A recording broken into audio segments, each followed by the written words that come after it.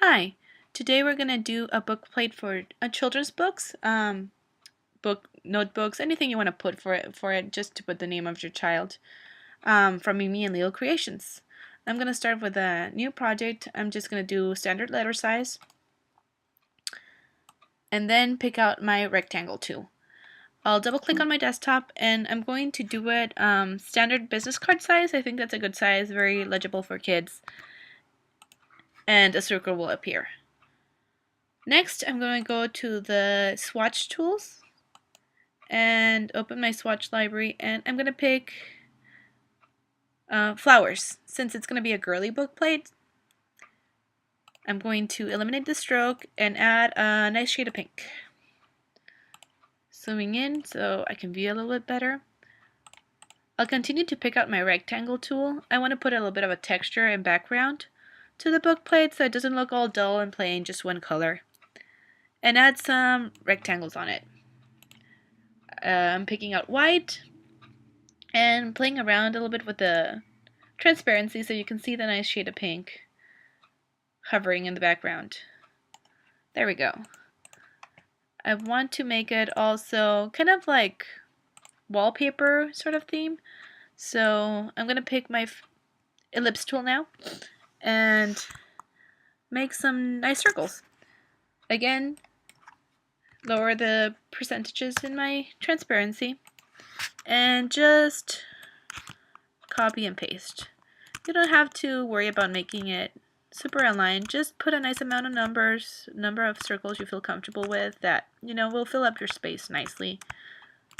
Then I'll just select the circles, deselect the square, and use my align tools on top so you can get like an even distribution of the circles. Group them together and then select both the rectangle and the circles and just copy and paste it throughout your existing pink rectangle.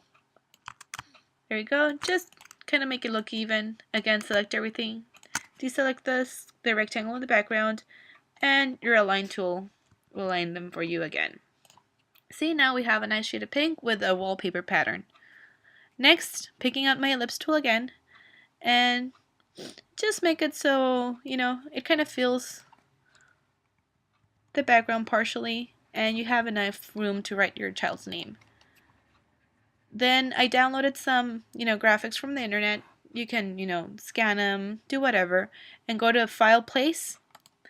And I picked a Minnie Mouse. Make sure to make it a PNG. That way you have a transparent background, and none of the white will show through like you would do with a JPEG or any other file format.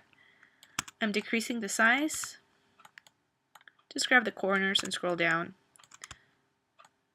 Just hold the shift tool to make it, shift key to make it even. As you can see, it kind of looks good. It even matches the pink. Then I see kind of Minnie Mouse blends into the background a bit, so I'm gonna add a little effect so she can pop more and go to Effect Style, Drop Shadow. There you can, preview it. If it's too much, you can, play around with the values a little bit and, make it smaller. That way, it doesn't invade your white space, so you can write the name. I think that looks pretty good. If you want, you can embed Minnie Mouse. That way you don't have to, link your files. Next, I'm gonna pick the tool, the text tool, write the name, and go to my text box and just pick some nice characters, that would go with your theme. Make it a little bit bigger. Separate the name. You can play with your leading and spacing underneath, make the characters a little bit more separate. And there you go. Make a second line.